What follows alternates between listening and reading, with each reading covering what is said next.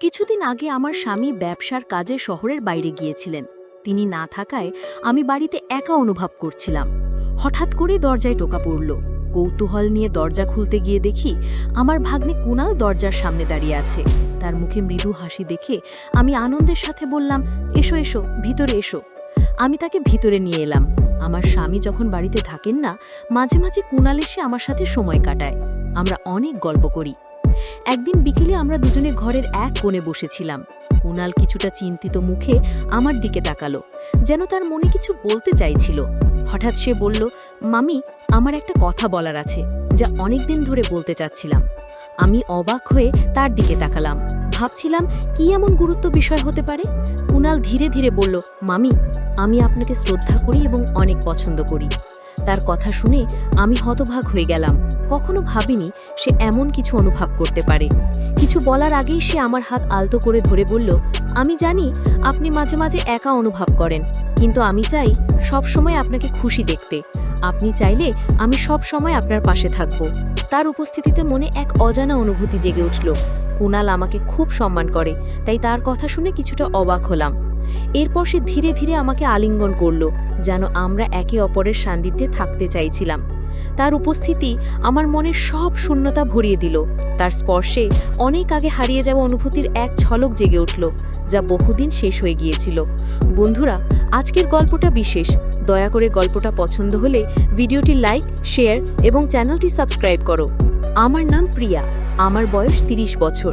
সবাই বলে আমার চেহারা দেখতে ১৮ বছরের মতো। যদিও বয়স ৩০, আমি নিজের যত্ন নিই। আমার স্বামী রমেশ শহরে চাকরি করেন।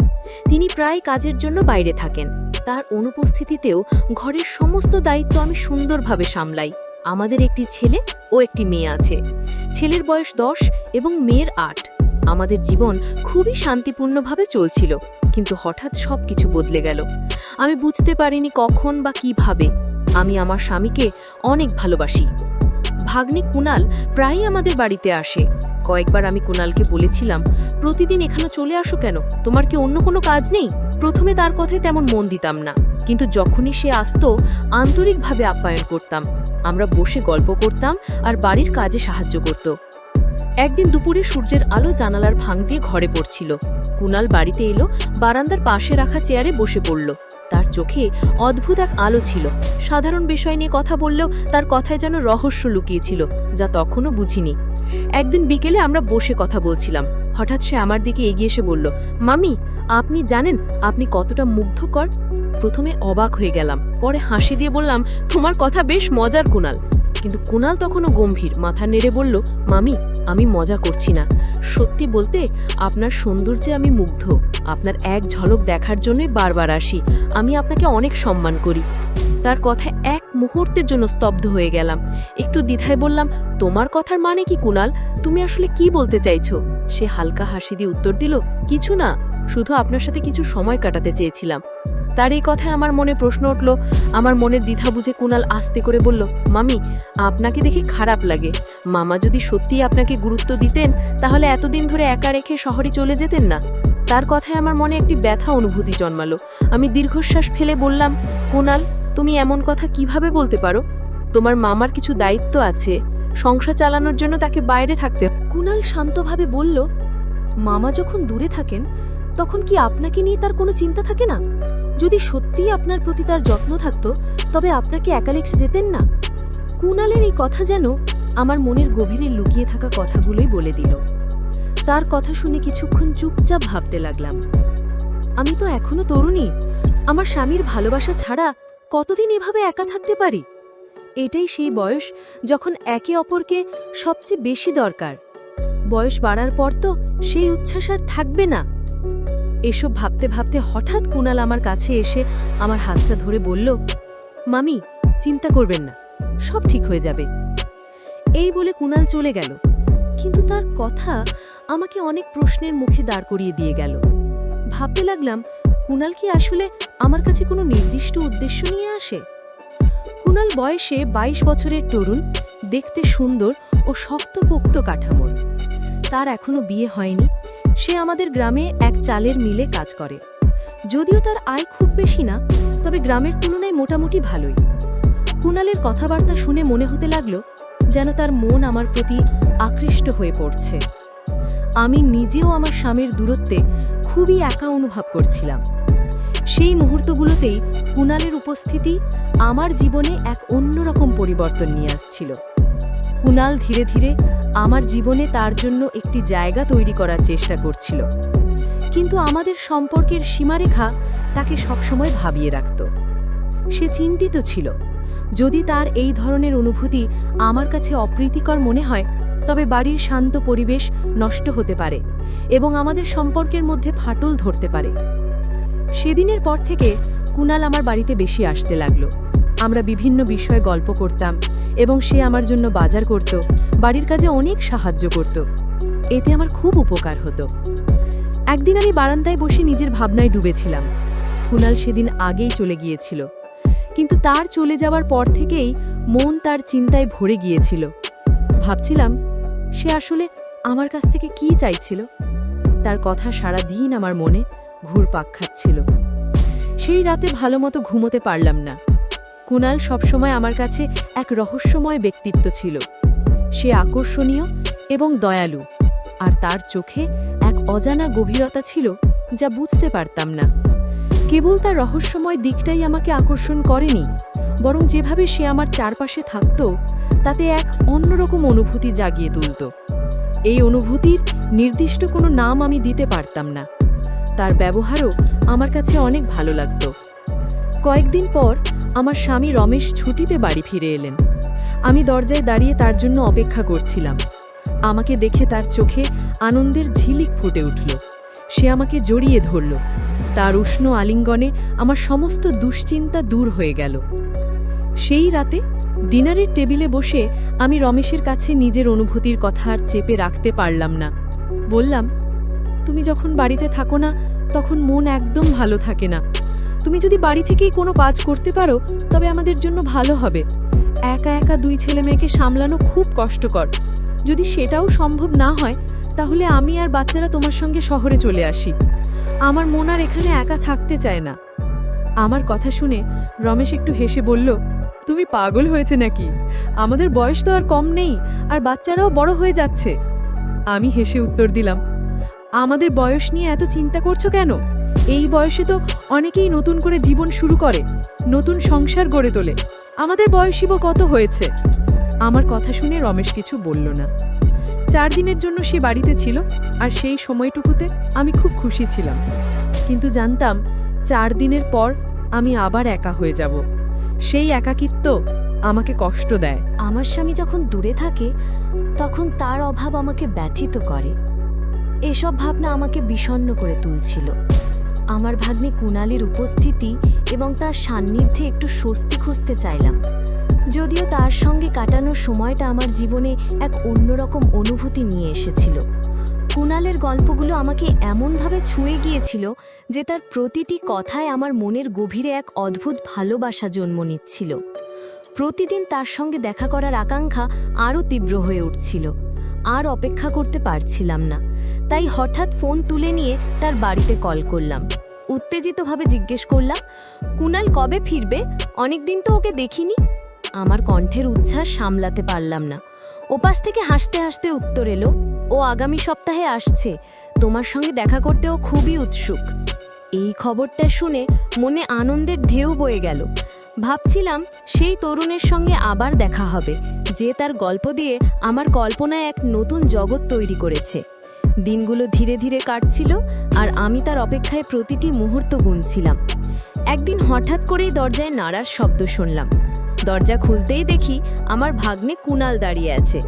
সে গভীর দৃষ্টিতে আমাকে দেখে বলল, মামি, এবার বলো তুমি আমাকে এখানে কেন ডেকেছ? আমি হেসে তাকে ঘরে ঢুকতে দিলাম এবং দরজা বন্ধ করে তার সঙ্গে আলাপ শুরু করলাম। কিছুক্ষণ গল্প করার পর আমি রান্নাঘরে গিয়ে চা বানাতে শুরু করলাম। কুণালের সঙ্গে কাটানো সেই মুহূর্তগুলো আমার জীবনে এক নতুন মাত্রা যোগ করেছিল। আমি 2টি গ্লাসে চা নিয়ে ফিরে এসে কুণালের পাশে বসলাম। তখন কুণাল আমাকে জিজ্ঞেস করলো, মামা কি এসেছিলেন? আমি একটু ম্লান হেসে বললাম, হ্যাঁ এসেছিলেন, তবে 4 দিন থেকে শহরে ফিরে গেলেন। আমার মুখের ভাব দেখে কুণাল বুঝল আমি হয়তো স্বামীর সান্নিধ্যে পুরোপুরি খুশি নই। সেই সুযোগে সে বলল, মামি, আমি আপনাকে কিছু বলতে চাই, কিন্তু ভয় পাচ্ছি আপনি হয়তো রাগ করবেন। আমি তাকে বললাম, বল, কি বলতে চাস? তখন সে একটু দ্বিধা নিয়ে বলল, মামি, সত্যি বলতে কি, আমি আপনাকে খুব ভালোবাসি। আপনার প্রতি আমার মনে একটা আলাদা অনুভূতি জন্মেছে। কুণাল কথাগুলো এক নিঃশ্বাসে বলে ফেলল। আমি তার কথা শুনে হতভম্ব হয়ে গেলাম। রাগান্বিত স্বরে বললাম, তুই কি বলছিস? ভালোবাসা মনে জানিস? আমাদের বয়সের ফারাকটা দেখেছিস? আর মনে রাখ, আমি তোর মামি, তোর আত্মীয়। তখন কুণাল শান্তভাবে বলল, আমি কি করব মামি? আমার হৃদয়টা যেন আপনার জন্য থেমে গেছে। আপনার চেহারাটাই সবসময় আমার মনে জুড়ে থাকে। আমি বললাম, তুই একদম পাগল হয়ে গেছিস। একবার ভেবে দেখ, যদি পরিবারের কেউ এটা জানে তাহলে কি হবে? তখন কুণাল চেয়ার থেকে উঠে আমার আরও কাছে এসে বসলো। আর তার এই আচরণে আমি একেবারেই বিচলিত হলাম না, যদিও পরিস্থিতি বেশ অস্বস্তিকর হয়ে উঠেছিল। তবুও কুণালের আত্মবিশ্বাস যেন আরও বেড়ে গেল, কারণ আমি কোনো আপত্তি করিনি। সে আমার হাত ধরে ধীরে ধীরে আমাকে কাছে টেনে নিল। কুণাল তখন নরম গলায় আমার কানে কিছু কথা ফিসফিস করে বলছিল, আর আমার মনে কোনো দ্বিধা ছিল না। আমরা কিছুক্ষণ একে অপরকে আঁকড়ে ধরে থাকলাম, কারণ সেই মুহূর্তের আনন্দ বহুদিন পর অনুভব করছিলাম। কিছুক্ষণ পর কুণাল তার ফোন নাম্বার দিয়ে বিদায় নিল, তবে যাওয়ার আগে আবার দেখা করার প্রতিশ্রুতি রেখে গেল। সেই দিনের পর আমার জীবন যেন এক নতুন মোড় নিল। মাঝে মাঝে ভাবতাম, যদি আমাদের সম্পর্কের কথা প্রকাশ পায় তবে কি হবে। এরপর থেকে কুণালের আশায় অপেক্ষা করতে লাগলাম। এদিকে একদিন হঠাৎ করে আমার স্বামী বাড়ি চলে এলো। তার শরীর খারাপ ছিল, কিন্তু সেই সময় কুণাল বাড়িতে ছিল না। আমি খুব ভয় পেয়ে গেলাম, যদি স্বামীর সামনে কুণাল এসে পড়ে। সঙ্গে সঙ্গে কুণালকে ফোন করে সতর্ক করলাম। 15 দিন পর আমার স্বামী আবার ফিরে গেল, কিন্তু আমার মনে এক ভয় বাসা বাঁধল। যদি কোনো পাড়া প্রতিবেশী আমার স্বামীকে বলে দেয় যে তার অনুপস্থিতিতে কুণাল প্রায়ই আসে। একদিন আমার এক প্রতিবেশী আমাকে সতর্ক করে বলল, তোমার বাড়িতে এভাবে যুবক ছেলের আসা যাওয়া ঠিক নয়। এখন তো তোমার সন্তানরাও বড় হয়ে গেছে, তাদের খেয়াল রাখতে হবে। আমি স্রেফ বললাম, তুমি আমাদের নিয়ে চিন্তা করো না, এখানে কেউ আসে না। সে বলল, তোমার বাড়িতে তোমার ভাগ্নে অবাধে আসা যাওয়া করে, এতে প্রতিবেশীদের মনেও সন্দেহ সৃষ্টি হয়েছে। একদিন এক প্রতিবেশী আমার স্বামীকে বলল, কুণাল তোমার ভাগ্নে, তোমার অনুপস্থিতিতে বাড়িতে আসে, তোমার এ বিষয়ে নজর রাখা উচিত। এই কথা শুনে আমার স্বামীর মনে হলো কিছু একটা গণ্ডগোল চলছে। তখন সে আমাকে জিজ্ঞেস করল, এই কুণালের ব্যাপারটা কি? স্বামীর প্রশ্ন শুনে আমার বুক ধড়ফড় করতে লাগলো। আমি বললাম, তুমি কি বলছো? ও তোমার ভাগ্নে, যদি মাঝে মাঝে আসে তাতে সমস্যা কোথায়? স্বামী তখন বলল, যদি আমি বাড়িতে থাকি তাই তবে তাকে এখানে আসতে মানা করে দাও, তাই না? আমি উত্তরে বললাম, তুমি কি বলছো? তুমি জানো এই সব শুনলে আমাদের সম্পর্ক খারাপ হয়ে যাবে, কারণ সে তো আমাদের পরিবারের অংশ। স্বামী বলল, আমি আমার সন্তানের যত্ন নিজেই নিতে পারি। তখন মনে মনে ভাবলাম, তুমি যখন বাড়িতে থাকো না, তখন আমি কিভাবে একা থাকি সেটা শুধু আমিই জানি। সে মাঝে মাঝে এসে আমার বাচ্চাদের সঙ্গে খেলাধুলা করে, তাদের সঙ্গে সময় কাটায়। আমি একা মেয়ে হয়ে বাচ্চাদের কিভাবে সামলাই সেটা শুধু আমিই জানি। স্বামী তখন বলল, আমি তো তোমাদের সবার জন্যই বাইরে থাকি, তুমি কি মনে করো আমার ছাড়া আমার বাইরে ভালো লাগে? আমার মনে সন্দেহ হলো, হয়তো প্রতিবেশীরা আমার স্বামীর কানে কিছু কথা তুলে দিয়েছে, তাই সে কুণালের ব্যাপারে এই ধরনের প্রশ্ন করছে। যখনই স্বামী বাড়িতে আসতো তার মন খারাপ থাকতো, আর আমি বুঝতে পারতাম পরিস্থিতি জটিল হয়ে যাচ্ছে। কিছুদিন পর প্রতিবারের মতো শহরে ফেরার পরিকল্পনা করছিল সে, কিন্তু এবার মনটা যেন আর যেতে চাইছিল না। তার মনে হচ্ছিল সংসারে কোথাও যেন এক অদৃশ্য অস্থিরতা জমে আছে। কাজের মধ্যে ডুবে থাকলেও তার চিন্তা বারবার বাড়ির দিকে ফিরে যাচ্ছিল। সন্দেহ হচ্ছিল তার অনুপস্থিতিতে কিছু অন্যরকম ঘটছে কিনা। একদিন হঠাৎ করেই কোনো পূর্ববার্তা ছাড়াই সে ছুটি নিয়ে বাড়ি ফিরে এলো। ঘরে ঢুকে চারপাশে তাকিয়ে দেখল কিছু যেন ঠিকমতো চলছে না। পরিবেশে একটা অদ্ভুত অস্বস্তি। কৌতূহল বশত সে ধীরে ধীরে ঘরের দিকে এগিয়ে গেল। দরজা খুলতেই যা দেখল তাতে তার হৃদয় শূন্য হয়ে গেল। সেদিন কুণাল আমার বাড়িতে ছিল। তার উপস্থিতি যেন তাকে আরও অস্থির করে তুলেছিল। তার চোখে হতাশা স্পষ্ট হয়ে উঠল, আর সে নিজেকে সামলাতে পারছিল না। তার মুখে বিরক্তির ছাপ স্পষ্ট ছিল। সে ধীরে ধীরে আমার দিকে এগিয়ে এলো। আমি ভয়ে একটু পিছিয়ে গেলাম, কিন্তু তার রাগ যেন ক্রমাগত বাড়ছিল। সে দ্রুত আমার দিকে এগিয়ে আসছিল আর আমি সেখান থেকে পালানোর রাস্তা খুঁজছিলাম। সেই ভয়াবহ মুহূর্তে আমি বুঝতে পারলাম আমাকে কিছু একটা করতে হবে। আমার চোখ দিয়ে অনবরত অশ্রু ঝরছিল, শরীরে আঘাতের দাগ ফুটে উঠছিল। আমি কাঁপা কণ্ঠে ফিসফিসিয়ে বললাম, এটা শুধু আমার দোষ নয়, দুজনেরই কিছু দায়িত্ব ছিল। তোমারও দোষ আছে। যখন আমি তোমাকে বলেছিলাম যে আমাকেও তোমার সঙ্গে নিয়ে চলো, তখন তুমি আমার কথাগুলো কি গুরুত্ব দাওনি। সেদিন যদি তুমি আমার কথায় মনোযোগ দিতে, তাহলে হয়তো আজ আমি এই কঠিন সিদ্ধান্তটা কখনো নিতাম না। আমি তোমার সঙ্গে বিয়ে করেছিলাম জীবনের সুখের সব মুহূর্ত তোমার সঙ্গে ভাগাভাগি করতে, কিন্তু তুমি বলেছিলে যে তোমার বয়স হয়েছে। এখন বলো, আমার কি এতটা বেশি বয়স হয়েছে তোমার মতো? তাহলে কেন আমাদের মধ্যকার অনুভূতিগুলো ম্লান হয়ে যাবে? আমার কষ্টগুলো তুমি কখনো বোঝোনি। এটাই সেই সময় যখন একজন নারীর সবচেয়ে বেশি প্রয়োজন তার স্বামীর সঙ্গ, তার ভালোবাসা। আর যদি সে সেই সময় স্বামীর কাছ থেকে দূরে থাকে, তাহলে তার ভুল পথে পা বাড়ানোটা অস্বাভাবিক কিছু নয়। আমি এসব কথা আমার স্বামীকে বলতে বলতে কেঁদে যাচ্ছিলাম, আর সে তখন এক অদ্ভুত দৃষ্টিতে আমাকে তাকিয়ে দেখছিল। হয়তো তার ভুলের উপলব্ধি তখন তার মনে স্পষ্ট হচ্ছিল। সে মৃদু স্বরে বলল, হ্যাঁ, কোথাও না কোথাও আমারও ভুল হয়েছে। যদি আমি পরিবারকে আরও বেশি সময় দিতাম, তাহলে হয়তো এই দিনটি আসতো না, তোমাকে এত কষ্ট করতেও হতো না। সে নিজেই ফিসফিস করে বলছিল, আর দুঃখে ভারাক্রান্ত মনে একাকী হয়ে যাচ্ছিল। তার হৃদয় ভেঙে গিয়েছিল, কারণ আমি তার কাছ থেকে একটি বড় সত্য লুকিয়ে রেখেছিলাম, একটি গোপন কথা যা আমাদের বিয়ের ভিত্তি নাড়িয়ে দিয়েছিল। সে বলল, আমি তোমার উপর অন্ধ বিশ্বাস করতাম, আর তুমি আমাকে ভেঙে দিয়েছ। আমি ভেবেছিলাম আমার স্ত্রী মন থেকে খুবই সৎ এবং সে কখনো আমাকে প্রতারণা করবে না, কিন্তু জানতাম না যে তুমি এমনভাবে বদলে যাবে। লজ্জা ও অনুশোচনার ভারে আমার মাথা নিচু হয়ে গেল। সে বলতে লাগল, যাদের ওপর সবচেয়ে বেশি বিশ্বাস করি তারাও আমাদের সাথে বিশ্বাসঘাতকতা করতে পারে। আমি তো তোমার উপর অন্ধ বিশ্বাস করেছিলাম, ভেবেছিলাম আমার স্ত্রী খুব ভালো, সে আমাকে কখনো ঠকাবে না। কিন্তু কি জানতাম যে তুমি এমনভাবে আমার বিশ্বাস ভেঙে দেবে, আমাকে ছাড়া অন্য কাউকে ভালোবাসবে। আমি তখন লজ্জায় পুড়ে যাচ্ছিলাম, কারণ একজন পুরুষ যখন তার স্ত্রীকে বিশ্বাস করে দূরে যায়, তখন সেই বিশ্বাসটাই তাকে জীবনের পথে এগিয়ে যেতে সাহায্য করে। কিন্তু যখন স্ত্রী সেই বিশ্বাস ভেঙে দেয়, তখন তার সবকিছু হারিয়ে যাওয়া অস্বাভাবিক কিছু নয়। আমি আমার অনুতাপের আগুনে পুড়ে যাচ্ছিলাম, আর কাঁদতে কাঁদতে আমার স্বামীর কাছে ক্ষমা চাইছিলাম। আমাকে ক্ষমা করে দাও, আমি আর কখনো এমন কোনো ভুল করব না। এখন থেকে আমাকে সবসময় তোমার সঙ্গেই রাখো। আমার স্বামী আমার কথা বুঝতে পেরেছিল এবং সিদ্ধান্ত নিয়েছিল যে সে আর শহরে যাবে না, সে ঘরেই থেকে কাজ করবে এবং সবসময় আমার পাশে থাকবে। সে আমাকে ক্ষমা করে দিল, কিন্তু তার মনে চিরকালেই আক্ষেপ থেকে যাবে যে আমি তার সঙ্গে অন্যায় করেছিলাম। সম্পর্কে একবার যখন ফাটল ধরে, তা চিরকাল থেকে যায়। কিছুদিন পর আমার স্বামী রমেশ কিছু অর্থের ব্যবস্থা করে গ্রামে একটি ছোট দোকান খুলে ফেলে।